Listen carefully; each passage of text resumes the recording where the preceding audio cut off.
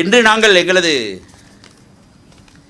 தமிழ் முற்போக்கு கூட்டணியின் அரசியல் குழுவின் தீர்மானத்துக்கு அமைய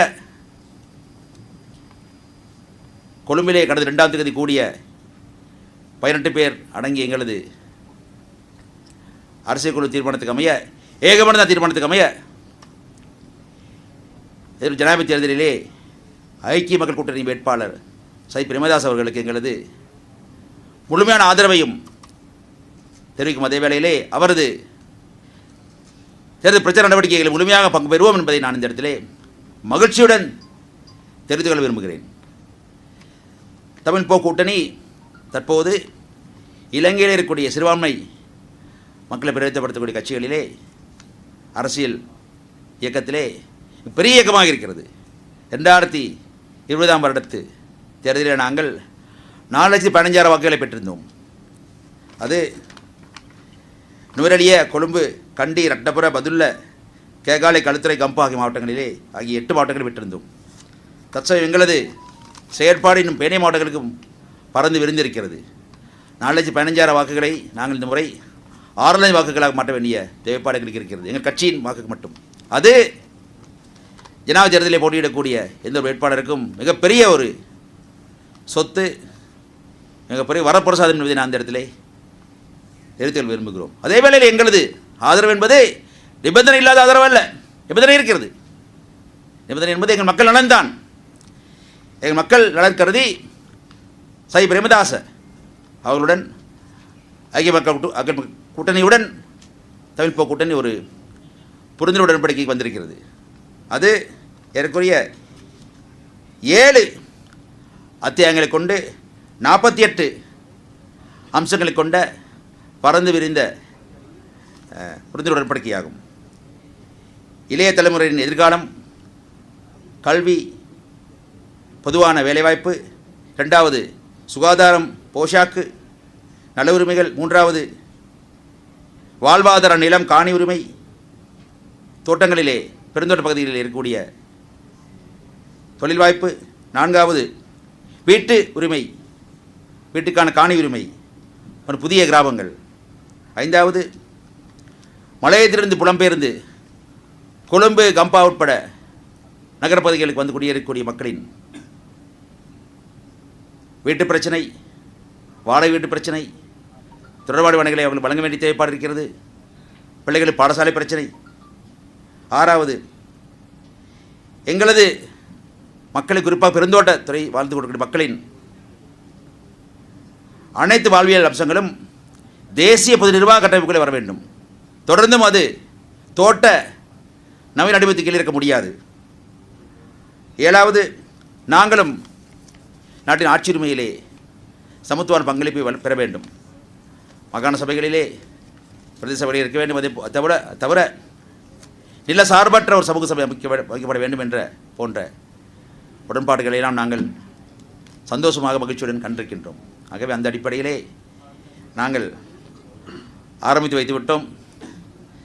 செப்டம்பர் 22ஆம் தேதி அதிகாலையிலே அதை முடித்து வைப்போம். முடிவானது சந்தோஷகரமான முடிவாக இருக்கும், மகிழ்ச்சியாக இருக்கும். முடிவாக இல்லாமல் அது தேர்தல் பிரச்சாரத்து முடிவாக இருந்தாலும் கூட எங்கள் அரசாங்கத்தின் ஆட்சியின் ஆர்வமாக இருக்கும் என்பதை மகிழ்ச்சியுடன் தெரிவித்துக் கொள்ள விரும்புகிறேன். தமிழ் முற்போக்கு கூட்டணி அரசியல் குழு கூடி இன்றைக்கி முடிவெடுத்திருக்கு. வந்து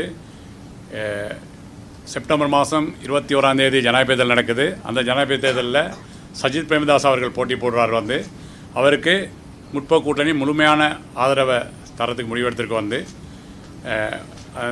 அந்த ஆதரவு வந்து நிபந்தனையோடு தான் கொடுத்துருக்கோம். நாங்கள் வந்து எங்களுக்குள்ள பிரச்சனை, காணி பிரச்சனை, வாழ்வாதார பிரச்சனை, கல்வி பிரச்சனை, சுகாதார பிரச்சனை, இப்படி பல பிரச்சனை இருக்குது. இப்படிலாம் பிரச்சனைலாம் கேட்டு நிபந்தனையோடு தான் ஆதரவு கொடுத்துருக்குறாங்க. எங்களுக்கு சஜித் பிரேமதாஸ் மேலே ஒரு நம்பிக்கை இருக்குது. வந்து அவருடைய அப்பா வந்து ரணசிங்க பிரேமதாஸ் எங்களுடைய மக்களை குடியுரிமை பறிக்கல அவர் தான் மீண்டும் எங்களுக்கு குடியுரிமை கொடுத்தாரு. இன்றைக்கி நாங்களாம் பாராளுமன்ற இருக்குன்னு சொன்னால் அவர் கொடுத்தனால தான். ஸோ அந்த நம்பிக்கை தான் இருக்குது எங்களுக்கு. அவர் வந்தால் கட்டாயமாக எங்களுடைய கோரிக்கைகளை நிறைவேற்றுவார்னு சொல்லி வந்து 2010ஆம் ஆண்டு, 15ஆம் ஆண்டு, 19ஆம் ஆண்டு இதெல்லாம் நாங்கள் கூட்டணி எங்கிட்ட இருந்து சப்போர்ட் பண்ணிச்சோம். அங்கிட்டு தான் மலைய மக்கள், இந்தியா வம்சாவளி மக்கள் கூடுதலான வாக்களை கொடுத்தாங்க. வந்து இம்முறையும் கூடுதலான வாக்குகளை கொடுத்து சஜித் பிரேமதாஸை வெட்டிப்பெற செய்வாங்க. அதில் எந்த மாற்றமும் இல்லை. ஏன்னா இந்த அரசாங்கம் வந்து மலையத்துள்ள அமைச்சர்கள் இதுவரை ஒன்றுமே செய்யலை. வீடு சொன்னாங்க, காணி சொன்னாங்க, என்னென்னமோ சொன்னாங்க, எல்லாம் வாயில் வடை சுட்டாங்கன்னு ஒழிய இவங்க வேறு ஒன்றுமே செய்யலை. அதனால் மக்களுக்கு அவங்க மேலே நம்பிக்கை குறைஞ்சி போச்சு. எங்கள் மேலே நம்பிக்கை இருக்கிறன்னு கேட்டால் நாங்கள் நல்லாட்சி அரசாங்கத்தில் நாங்கள் சொன்ன மாதிரி பிரதேச சபையில் அதிகார சபையை கொண்டு வந்தோம், பிரதேச சபை சட்டத்தை மாற்றினோம். அதே மாதிரி 7 பேச்சு நிலத்தில் வீடு கட்டி கொடுத்தோம், அதுக்கான உரிமையை பெற்று கொடுத்தோம். அப்போ எங்களுக்கு கிடைச்ச சந்தர்ப்பம் சரியாக பயன்படுத்தணும். இப்போ 2010ஆம் ஆண்டு எங்கள் அரசாங்கம் தோற்றனால வந்து எங்களுக்கு அது வேலை திட்டத்தை கொண்டு போக முடியலை. ஆனால் இம்முறை சஜித் பிரேமதாஸை வெல்றது உறுதியாக இருக்குது. ஏன்னா இன்றைக்கி வந்து அரசாங்கம் பார்த்திங்கன்னு சொன்னால் அரசாங்கத்துக்குள்ள 2 பிரிவாக போயிட்டாங்க வந்து. அப்போ அவங்களுக்கு வெற்ற முடியாது. அதே மாதிரி ஒவ்வொருத்தரும் தனித்தனியாக கேட்குறாங்க வந்து. அப்போ சஜித் பிரேமதாஸோட கட்சி ஐக்கிய மக்கள் சக்தி தான் உண்மையிலேயே இலங்கையிலே சிங்கள மக்கள், தமிழ் மக்கள், முஸ்லீம் மக்கள், பேகர் எல்லாம் சேர்ந்து ஒரு பலமான அமைப்பாக இருக்குது வந்து. அதனால் வந்து அவர் வெற்றி பெற நிச்சயம். வெற்றி பெற்ற பிறகு இந்த நாட்டில் நல்லாட்சி நடக்கும்.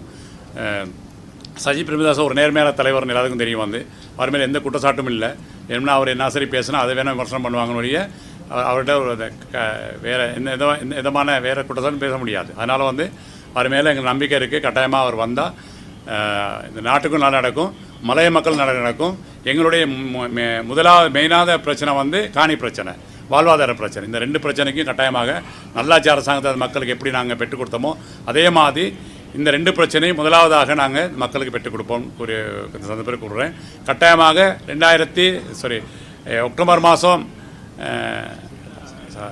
செப்டம்பர் மாதம் 22ஆம் நாட்டில் ஜனாதிபதி சஜித் பிரேமதாஸை எங்களுக்கு அடித்து கூற முடியும்.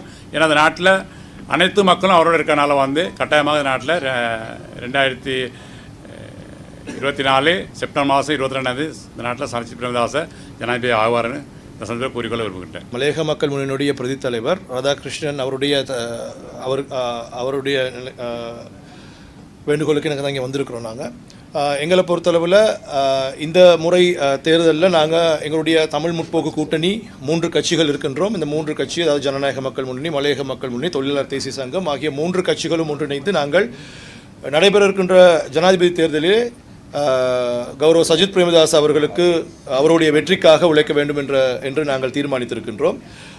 இந்த இடத்துக்கு வருவதற்கு முன்பாக சிலர் எங்கள் மத்தியிலும் சொன்னார்கள், இந்த சஜித் பிரேமதாஸ் அவருடைய வெற்றிக்காக உழைப்பது எதிர்காலத்தில் அவர் வெற்றி பெற்ற பிறகு ஏதாவது அமைச்சு பதவிகளை நீங்கள் வந்து மையமாக வைத்து தான் இந்த தேர்தலுக்கு அவர்களுடைய வெற்றிக்கு உழைக்கின்றீர்களா என்ற கேள்வி கூட வந்தது. நிச்சயமாக கிடையாது. அமைச்சு பதவிகள் மக்கள் கொடுக்கின்ற வாக்குகள் அமையட்டும். ஆனால் எங்களை பொறுத்தவரை எங்களுடைய தலைவர், தமிழ் முற்போக்கு கூட்டணியுடைய தலைவர் மனோ கணேசன் அவர் சொன்னதை போல நாங்கள் நிபந்தனைகளை வைத்திருக்கின்றோம். எங்களுடைய நிபந்தனை மக்கள் சார்ந்த நிபந்தனைகள் இருக்கின்றன. அந்த நிபந்தனைகள் எங்களுக்கு மக்களுக்காக கிடைக்கும் பட்சத்தில் நிச்சயமாக அவருடைய வெற்றிக்கு உழைப்பதாக நாங்கள் தீர்மானித்திருக்கின்றோம். அவருடைய உரையாடலின் போது பேசிய விடயங்களை மையமாக கொண்டு பார்க்கின்ற பொழுது மலையக சமூகத்துக்கு நாங்கள் கேட்ட விடயங்களை, அதாவது அந்த விடயங்களை செய்வதற்கு ஒரு அதிகாரத்தில் இருக்கக்கூடிய ஒரு நபராக இருக்க வேண்டும், ஜனாதிபதியாக இருக்க வேண்டும். அந்த ரீதியிலே அவர் ஜனாதிபதியாக இந்த நாட்டில் வரும் பட்சத்தில் மலையக மக்களுடைய பிரச்சனைகள் இதுவரை தீர்க்க முடியாத பிரச்சனைகள் கூட தீர்க்கக்கூடிய ரீதியிலே அவர் எங்களுக்கு சொன்னார், வாக்குறுதியை கொடுத்திருக்கின்றார். அதே போல தமிழ் முற்போக்கு கூட்டணியை பொறுத்தளவில் வடகிழக்குக்கு புறம்பாக இருக்கக்கூடிய அனைத்து தமிழர்களையும் ஒன்றிணைக்கக்கூடிய ஒரு மிகப்பெரிய கூட்டணி. அப்போ அந்த கூட்டணியில் நாங்கள் இன்னைக்கு எல்லா பிரதேசங்களும் ஒன்று சேர்ந்து சஜித் பிரேமதாஸ் அவர்கள் வெற்றிக்கு உழைக்கின்றோம் என்று சொன்னால் அதில் நிச்சயமாக மக்களுடைய நலன் இருக்க வேண்டும். எல்லாவற்றிற்கும் மேலாக எங்களுடைய மலையக மக்கள், அதாவது தோட்ட தொழிலாளர்களுடைய சம்பள பிரச்சனை தீர்க்கப்பட வேண்டும். எங்களுடைய காணி உரிமை பெறப்பட வேண்டும். அதே போல எங்களுடைய வீடு திட்டம் அமல்படுத்தப்பட வேண்டும். அது எல்லாற்றுக்கும் மேலாக மலையக சமூகத்தை ஒரு தேசிய இனமாக அங்கீகரிக்கக்கூடிய ஒரு சூழ்நிலை உருவாக வேண்டும். இது பிரதானமான விடயமாக நாங்கள் தெரிவு செய்த வேட்பாளர் சஜித் பிரேமதாஸ் அவர்களுக்கு தெளிவாக தெரியப்படுத்தியிருக்கின்றோம். ஆகவே இந்த எண்ணக்கருவோடு சஜித் பிரேமதாஸ் அவர்கள் நாட்டினுடைய ஜனாதிபதியாக வரும் பட்சத்தில் நிச்சயமாக இந்த விடயத்தில் எங்களுக்கு கரிசனையோடு செயலாற்றுவார் என்ற நம்பிக்கை எங்கள் மத்தியில் இருக்கின்றது.